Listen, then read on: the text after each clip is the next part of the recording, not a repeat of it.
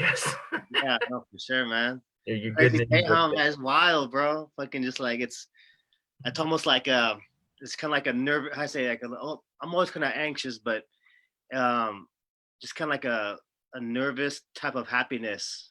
Like it feels good. I mean, despite whatever little negative aspects of it or what possible, people, opportunists or whatever. Overall, like the fun of people like coming through and just rising up and making noise and who gives a fuck whatever all these gaslighters, these facilitators of white supremacy, like doesn't matter what they have to fuck they say, like let them tell that to the fire, right? Let them tell that to the broken windows, you know what I Yeah, mean? yeah, yeah, yeah, yeah, yeah, yeah, yeah.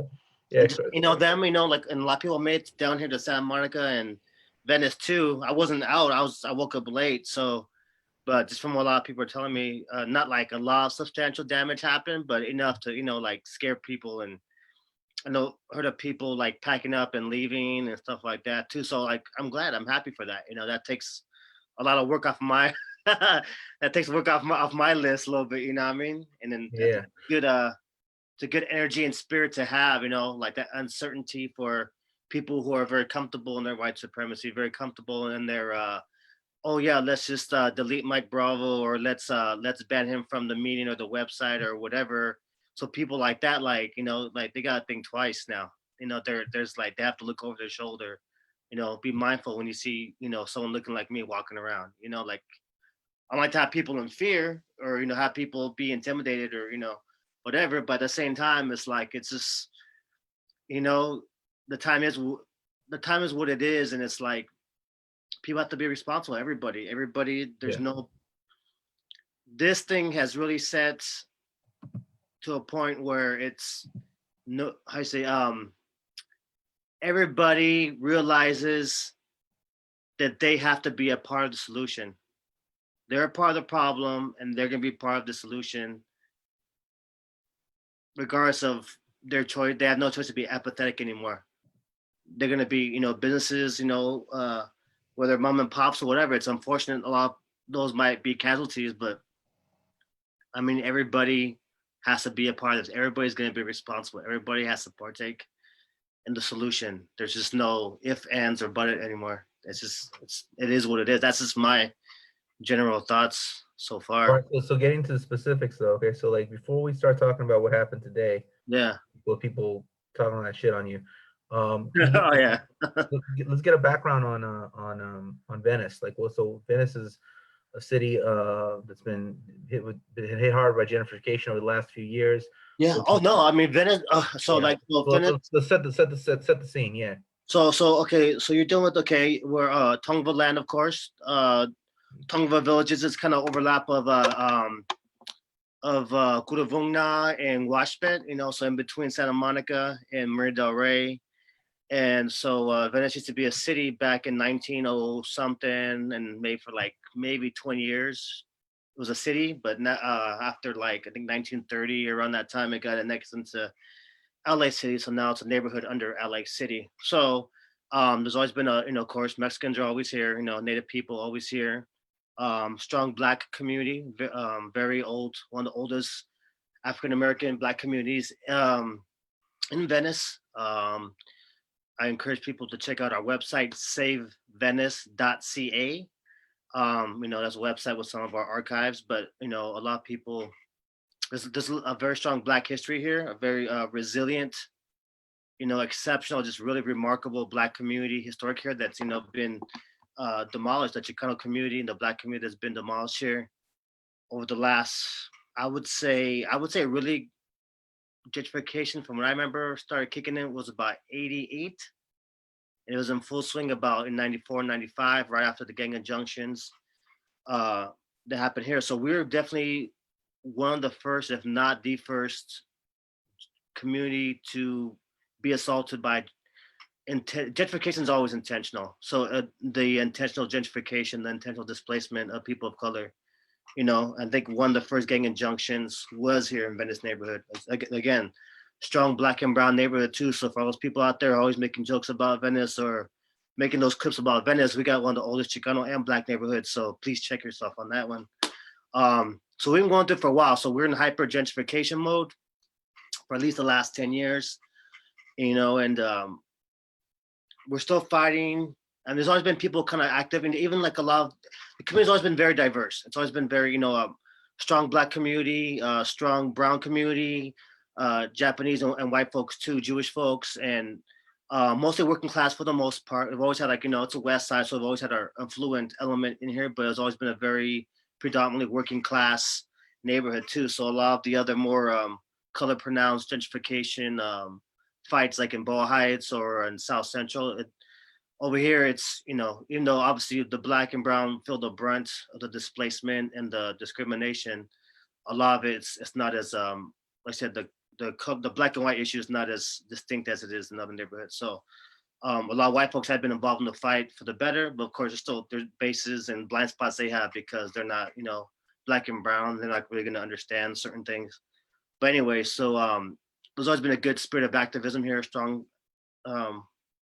spirit of activism, but So you've been very vocal and about the fight against gentrification, very involved. yeah, Right, yeah. over the last 10 years, 5-10 years, yeah. Yeah. Well, actually, I didn't really get really involved in Venice politics in particular until maybe about 6-7 years ago, maybe 2014, and that was only because a lot of my focus was, and it still is, I'm always centered in Indigenous education, but doing a lot of Indigenous activism, mostly spiritual, educational work, that type of stuff. So even when I moved back here, maybe like in 2011, I think I moved back here. I was just on the next neighborhood at my grandpa's house, rest in peace, and in Mar Vista, that's where I was before. And then I've always bounced back here.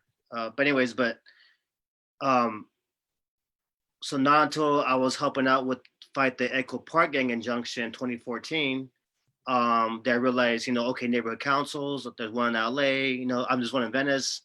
Venice is under LA. Let me just, let me try to, see what's up with the NC over here in Venice, and let me throw my hat in, whatever. I got a lot to say, whatever. I started doing it. And then of course, I'm good at what I do. So once I got in the mix, I started just kind of making waves and really changing the whole tone of the political discourse, and really kind of inspiring other people to kind of lift, ante up and upgrade their, what I feel is a lot of mediocre activism. So, but I think a lot of the Black and brown activism here, since I've been involved the last six years, it hasn't really been, like the few of us that are doing it, we're very strong and resilient people, but it's, like there's just a lot, not the same Black and brown activist community that used to be here, and at least like I said, a lot of people are disenchanted, disenfranchised, lots of, of course, being displaced and what have you. So, but like I said, we have a lot of good white allies, that,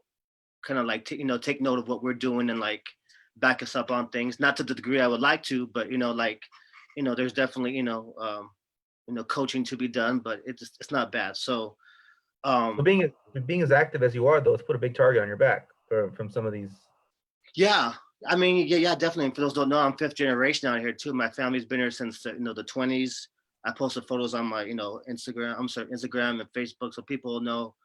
My family goes back here since the 20s. So I'm very just the aura and like the energy that I carry of my my ancestry, and my family's real big on the West Side too. They get a lot of respect from all the Black and the brown. What I mean, a lot of people know my family, so that kind of all that stuff has it's given me it's added to my aura. What I mean, like just shape me who I am. At the same time, it's like it commands respect without people just know. So and being the powerful person that I am, not that I'm perfect or anything, no one's perfect, but being able to sway people just by the things I say, because not only do I call out racism, I'll explain exactly how you're committing racism. So Whether it's blatant or overt or covert racism. So I think people were very thrown off by the fact that I'm able to articulate, not just yell and be angry. I could yell and be angry and articulate politically, spiritually, and whatever else. So I know they're very disturbed by just me doing what I do and having the sway that I have, and and I've only begun to organize here too. So I hope they should be they should be scared, especially if they're not being righteous with, how they're conducting themselves in this neighborhood. Right. So that brings me to my point I wanted to ask you about. Um, so you today, Mhm. a group of racists attempted to cyberbully you. Yeah. So tell us a little bit about that. I mean, who are these people? And Uh, why are they so? Who are these people? Why are they so racist? And what the fuck's the problem? okay, so these people, there's always people talking about me, right? So these people are people who are locals. And they probably, and I'm sure a lot of them have been in Venice for a long time. Long time being like anywhere from like 5 to like maybe some of them been here 20 years, like I said, but to me that's gentrification started in the early 90s. So, you know, anyway, so they're all, relatively new people to me. But of course they're mostly white folks. Oh, and there's some I think a couple POC on there, but they're like POC gentrifiers because black and brown could be gentrifiers too. It's not, it's predominantly white folks, but you get people of color trying to chime in there as well with their white supremacy. So these are people who've been I've challenged, I've already smacked them up intellectually online over the years. So and that page they were on is called Venice, California community page, which I've been blocked from like maybe about 2 years ago, Yeah. or a year and a half ago too. But that's the lady who runs it. She originally she was running for the Venice Neighborhood Council, which I was on for a couple years too, and we were on it on the board the same year, whatever. But she skipped out after 3 or 4 months on it, whatever. Anyways, but she started a board, online page that was supposed to be like a Venice, for the Venice Neighborhood Council purposes. So a lot of people started going there, whatever. But then she left, and she kind of just kept it as her own, even though a lot of people were confused, thinking that it was an actual city sanctioned page. Anyways, so she banned me maybe about like a little under 2 years ago, maybe a little under that. But it was because just kind of send the context for like where it's happened at. So this page, so she's and that person who had the page, she's a gentrifier too. You know what I mean? So and then I was always challenged, like I said, that being who I am and being smart and being very firm in my knowledge and my assertion of letting people know, hey, you are gentrifier, hey, you are being racist, hey, this is why and how, all that. You know what I'm saying? So I was making it very uncomfortable for a lot of the gentry that dominate the political discourse on that page.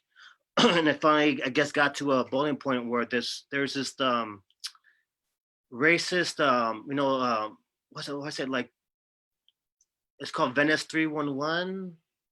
Or Venice, I think it's Venice 311, where like they do dispatch, on Twitter, and they have their website, but they're always very racist, like always kind of like, just using that coded language. And, it's pretty obvious, just pretty vile, this person doing this, the dispatch information, Venice 311, whatever.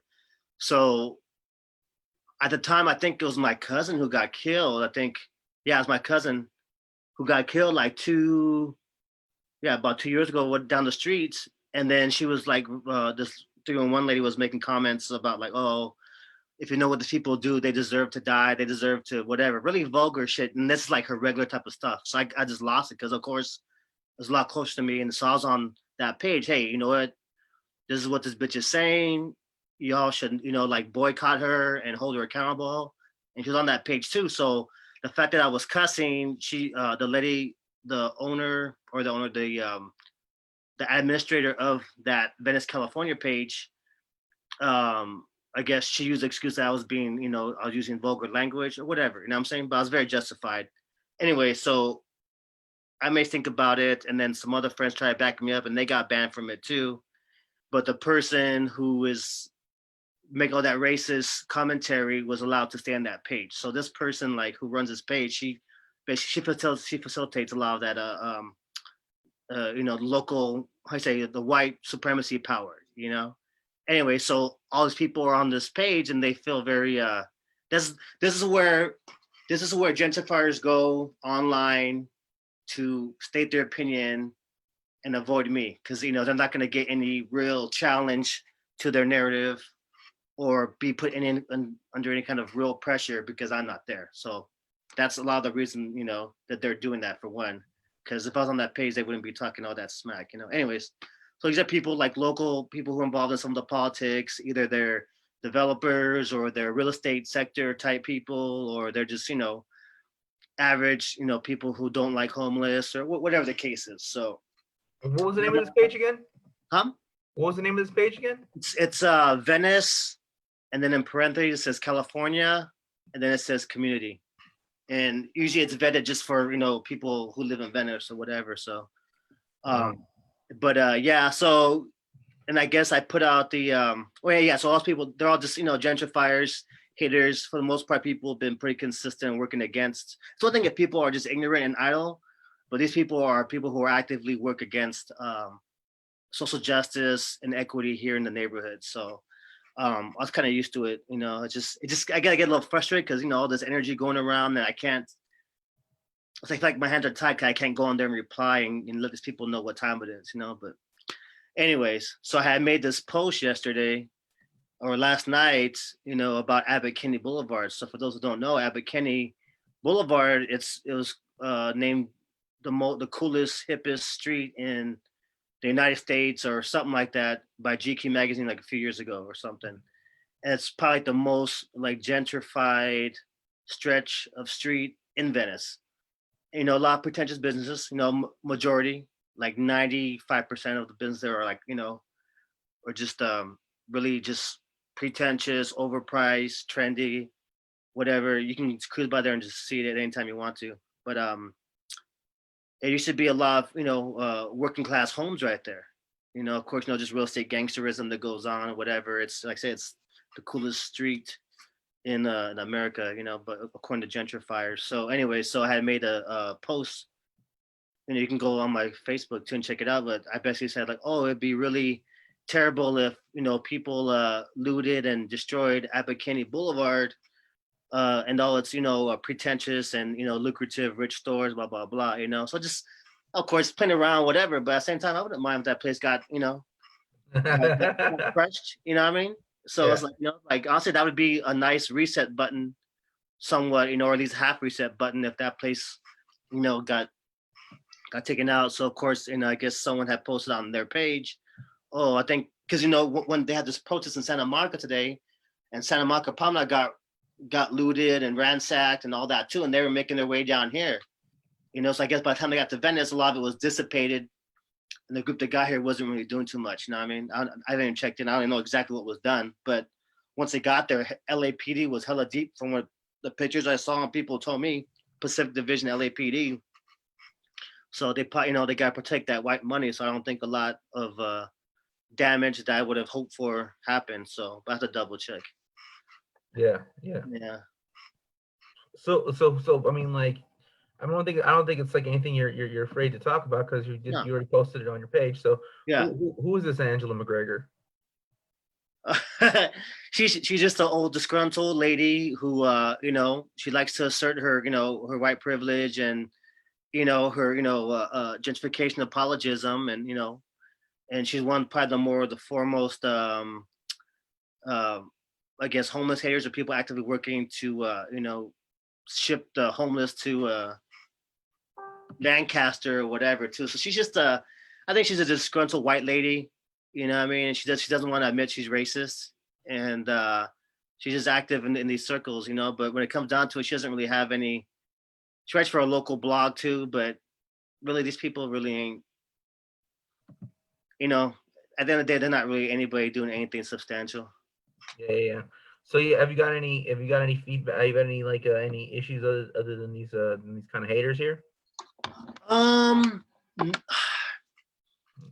No, I mean these are just people kind of like yakking for the most part. I mean they're kind of just a little annoying and they do their little work, but so it'll indirectly bother me down the line. But really, it's just this Venice Neighborhood Council here, and the Venice Chamber of Commerce, who are they overlap for the most part, and they're just horrible. I mean, just in the LA City, it's like it kind of trickles down because LA City doesn't really enforce and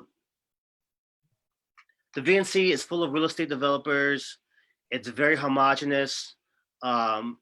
And there's so much conflict of interest. No matter how much people document things and challenge it, and rightfully challenge these people, of all their on all their conflicts of interest, LA City won't enforce it. Oh yeah, it does right off, whatever. It's just very just LA City is just really horrible. So Yeah. that of course LAPD is part of that too, and just like they're very selective enforcement. Like if I was on there and if I did something like 1/10, if I was on the VNC and I did something about 1/10 the intensity of a violation on the VNC, they would have my ass in a second.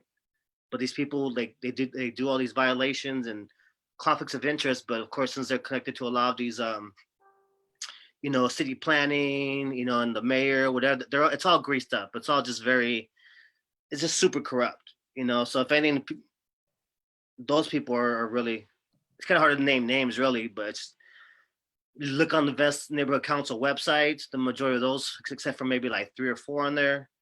Um, but LAPD's been really horrible too, selective enforcing at the park. A lot of these the off leash dog owners have taken over the historic Black Park over here, the historic Black and Chicano Park over here called Oakwood Park. Off leash dogs running rampant, and when people go and try to respectfully let them know that, hey, these are dogs, they get really like volatile. Yeah. And, Is there anyone you specifically though you want to talk shit about in a forum where they can't respond? Because there'll be no. I had this issue with Pico Rivera with the yeah, school board. I let some people on, and then people were like, "You have to give us equal time," and I banned them. I blocked them immediately. So there's a yeah, forum where you can just talk shit, and they will never have the opportunity to respond. yeah. No, If that's interested to you, if that's of interest to you. yeah, no. I mean, like I said, just a lot of people who are on that post about on there. There's Angela McGregor. There's this dude Rita Marar or something like that. Some like I guess like Indian dude. Or I don't know what he is, dude, but he's a little fucking cocksucker, fucking real estate gent. Really, he's always co-signing. He's works with all these developers. Even the Penskes that um they're displacing that 110-year-old African American church. All these guys are in cahoots. Now I mean, but he's like a little shit talker on the side, whatever. Of course, they yak all this stuff on these pages. So he's a little bitch. Part of my cousin if I'm offending anybody. Who was on that little thing too? I mean that you know what? Like I don't know. I'm just trying to think like just the immensity and the detail and what's going on over here. A lot of it's just really ignorance, and there's a lot of people I'm hoping they would like switch up and they would kind of like learn and upgrade, because I do believe maybe I have too much faith in humans to have the ability to do better, so some Yeah. people I don't want to talk too much shit about, but there's a lot Okay. of people. Oh, okay. I mean, it's entirely up to you. I'm just. Yeah, no, believe me, because I want to talk shit, you know what I mean? But at the same time, it's like, the numbers are too many, and if I Yeah. if I say one, it wouldn't do justice when there's like bigger, like LA City, Mike Bonin's horrible. That dude told, in one breath he'll post about how he's against racism, but he's like the biggest facilitator of systemic racism in Venice. He's been in Venice 20 years. He's been the councilman of the area for the last maybe 5 years or whatever. We got 2 more years left of him, but he's been working in Venice for at least almost about 20 years now. So everything that's going on here with the homeless issues, unhoused issues, the displacement of Black and brown people, he's been usher to that. He's been around the whole time, so he has no excuse to, hide, act like he's anti-racist, because he's not. He's definitely ushered to it. Like the Venice Neighborhood Council. Oh man, just go to, like I said, just go on the website. Everybody except for Charles Riels, Brian Averill, and Alex Neiman. Everybody else there are kooks. You know what I mean? Tell us about this Bonin. What are some of the examples of Bonin and his racism? Well, okay, for instance, like with the church, we have our website too, where like that fight's been going on for maybe about 3 years. It'll be this summer, I want to say, if not a little longer. Anyways, but years back when the issues first started rising up, he promised, "I'm gonna save that church. I will save this church." didn't talk to us for months, didn't answer emails. It took us like 7, 8 months at a time to get like a meeting with him. You know, of course, he was very dismissive and making excuses for that. You know, eh, uh, man, because it's been we've been through a lot of fights with that church, a lot of different hearings. He never showed up to give his opinion on things. And we had an appeal, a CEQA appeal. CEQA, for those who don't know, CEQA, that's California Environmental Quality Act. And over here where I'm at in Venice, we're west of Lincoln. So we are in the coastal zone. Everything within 1 mile of the coast, California coast, is under additional protections because it's, coastal area, coastal zone. So the church and all that is under the added coastal zone protection. So we had added weight with the CEQA, and he's been super unhelpful and strategically absent from all these things. And then, when he did vote these things down, and when he did insert himself, he totally just obstructed our movement, despite all the merit that we had with our cases and whatever. And then when he did chime in and obstruct us, he'll post on his page and his newsletters, what he actually did for Black history, what he actually did for the Black community in Venice. And I'm saying when he's been one of the biggest obstructors of our equity here in the neighborhood,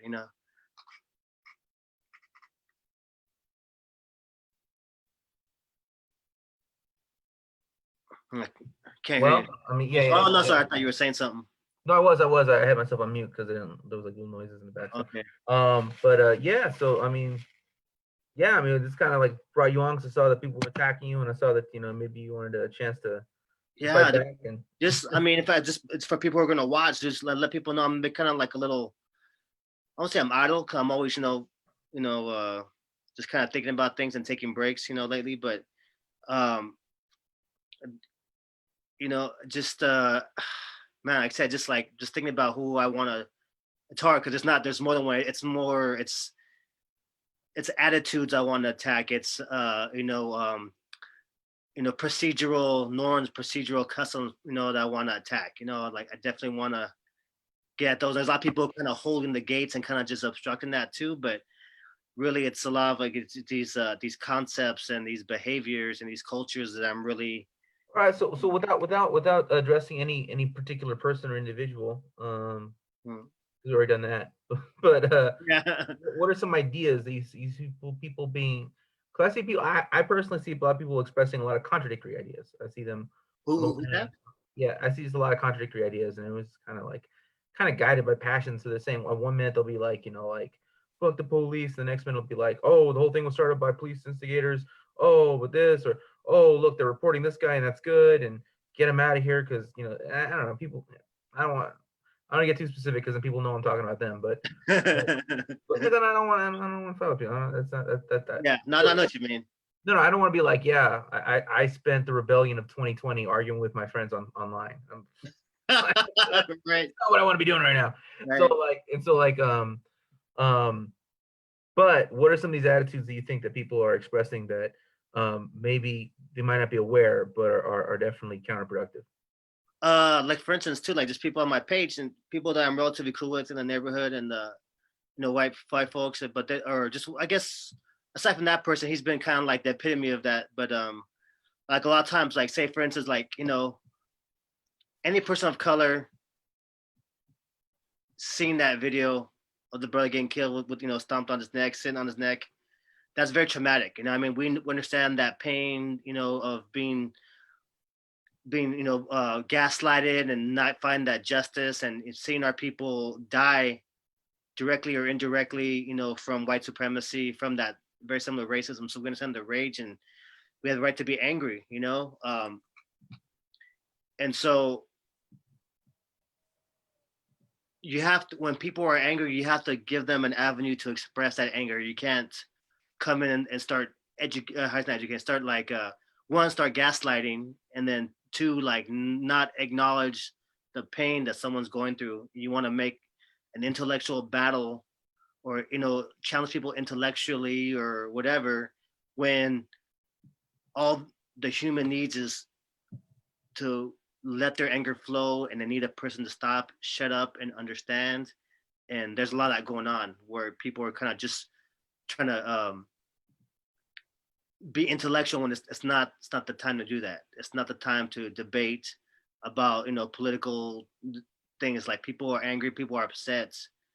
Don't block it. Stop gaslighting people. That's one of things too. Or like, if I, as a brown man, express my opinion and express what's going on, what I see as a problem, what's been going on, my general I say prognosis of the situation, and then you get white folks or black people of color who are white aspiring coming in trying to override or overspeak about the lived experience from an intelligent brown person. That's ways you continue to exacerbate and perpetuate the very problem that we're dealing with, with racism. That's one of the things I'm seeing a lot right now. Is like, let us be angry, let us vent, shut the fuck up and listen, and stop trying to fucking override, over narrate our story. Listen to what the fuck we're saying. You know what I mean? If 20 of people of color in your neighborhood are telling you, hey, you're being racist, you're being fucking racist. Like, check yourself, fucking reevaluate, reflect on yourself. And that goes just for people in general on Facebook, black, white, or brown, who might be more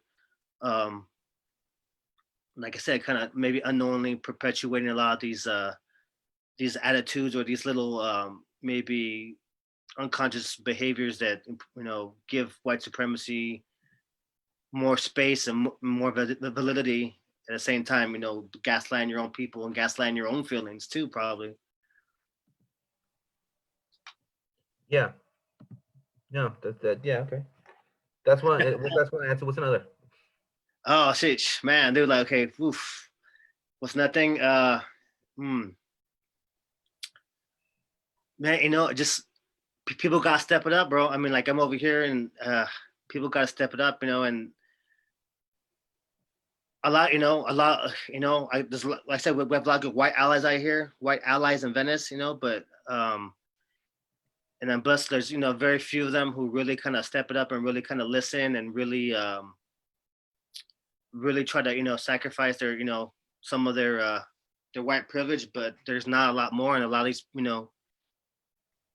white folks trying to, I say, kind of, maybe police might be a strong word, but kind of policing how we go about expressing our anger, even before, like, the uprising and the looting and stuff too. Just like, if we're angry and like, acknowledge our anger, acknowledge what we've been going through for the last decades of this here in this neighborhood, and not stop policing how we should go about reacting, how we go about expressing that anger, and our strategies for combating that oppression from the police, from these political forums like the neighborhood council or city council, and how it affects us, or how these policies do us. Don't police how we go about our strategies.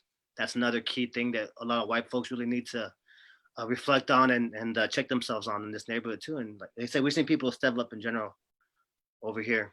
I'm just really, like, so many feelings, so many feelings and so many thoughts, but a lot of it, I'm just very, as much as I'm very, appreciative of these few, white folks who really have stepped up for us in the neighborhood, there's disappointingly a lot of people who don't and haven't. You got people like, you can't, like that one Facebook page that I told you about earlier, where people were talking shit. Like, that person on there had posted that anybody posting on my behalf or anybody posting on my behalf or anything about me or any kind of, being a proxy for anything I have to say and put on that page, they're gonna get banned. Mm-hmm. You know what I'm saying? I can't even get people to post on there if I want to say something. Who said that? Huh? Who said that? This lady named Helen Stotler. She runs that page. If anybody wants to come on my page and say anything on behalf of Helen Stotler, they're getting blocked as well. I doubt they will, but Hey, what's no, what's I said these are and like and this like this person is like, you know, I'll do it. yeah, like it's like, and this is the thing too, like some of the most obstructive people in the neighborhood have been these people who are considered nice liberals, spiritual liberal or whatever. Now I'm saying like these are people who like they've been probably the most problematic and obstructive. Like I expect certain people to be jerks. I expect certain people to be you know, like just racist fucks, you know what I mean? But like these people who like to, portray themselves as, liberal and, progressive and, burn sage and whatever, go to yoga. You know what I'm saying? We got, for all these yoga studios and spiritual stores that are out here, you would think that these people would, be ignited by, the spirit of divine righteousness and divine justice and step up and, but no, we're one of the biggest, you know, towns of displacement in LA, So, but anyway, she, and she's friends with a lot of folks. There are nice people, but a lot of times I said there's a lot of this people mistake niceness for like they don't know how racism works. You could be nice and you could just be one of the biggest obstructions to racial justice in your neighborhood. You know what I mean? So it's like just a fact, like if you go on that page, there's like very few people of color and if there is, there are people who don't say anything. They're kind of quiet in the background, but anybody who has anything substantial to say about gentrification and gentrifiers, like you're not going to last on that page, Yeah. So it's just this whole liberal facade is just really annoying, bro. It's just really. So is there anything you want to say about these the people who sit in the back, these coconuts, these Oh, just in general too, all these people talking shit on the internet, all these people, with their little opinions, whether they're, honestly, because I'm looking at these protests and I'm seeing a lot of, some organizations that like to carry flags and people who like to pose with their, their regalias and whatever else. And, a lot of people got a lot to say when I'm not around, or they got a lot to say on people's threads that I can't get access to, but all I gotta say is, Facebook, internet is not real life. You know what I mean? And if you're used to not seeing me around certain places, be it protests or certain parts of the city, it's just a matter of time, bro. We're gonna run to each other, and we kind of have a little talk about these things you've been saying on the internet. And that's not even my style. You know what I'm saying? But people have to know that like they get too comfortable on the internet talking all this masa, bro, and it's like it's it's a matter of time till you run to somebody, till you run into me. So yeah, we're gonna have to have a talk about these things people have been saying. So yeah, that's just my message. It's not a threat. It's not a threat or anything. It's just hey, if you can say on the internet, you can say it to my face too. So yeah, we'll talk soon. yeah. All right, Mike. Well, I think that's good. I mean, it was just cussing more people out. yeah, no, for sure. But yeah, it got me an interesting time because I'm just I'm fasting today and I've got done my meditation. My evening meditation prayer. I mean, when I fast, I like to do extra prayer and Yeah. I said, just give them the time, all the the energy around. It's a very interesting time. So thank Well, you. For, yeah. The reason I reached out to you is I saw people attacking you, and my thing is that like when people do that and people hide behind a shield, I don't like to sit around complaining about it. What I like to do is like create the opportunity to do it right back to them. I'm very no, thank you. I appreciate that, bro. Honestly, that's it's very helpful. You know what I mean? Yeah, no, I really appreciate it, dude. Yeah, because I mean, when they do that, they do that like behind a castle wall. They do it behind like in their their where you can't respond, you can't do anything, and even if they let you back in, there's 20 of them, there's one of you. I mean, it's all they set up in those dynamics, right? So instead of like trying to fight them in those dynamics, just show them what it's like. Because that's a blessing too, bro. Like, and then that's that's a blessing about this too. That I've noticed, like in the past, when people like that lady who blocked me from that page, and whenever people take action against me like that, like I get blessings like what you're doing right now too. You gave me this platform to talk, and obviously it's gonna reach a lot of people. It's gonna reach hundreds of people, and so the more people have tried to shut me out, the more it's opened doors for me actually. Yeah, I think the last one we did was like 700. So like just a couple shares. I mean, right now it's probably gonna be like 20, but like a couple shares will change that tomorrow. I mean, yeah, no, for sure. But I appreciate it. Thank you. All right, cool, man. Talk to you soon, Mike. All right, Matt. Have a good night, bro.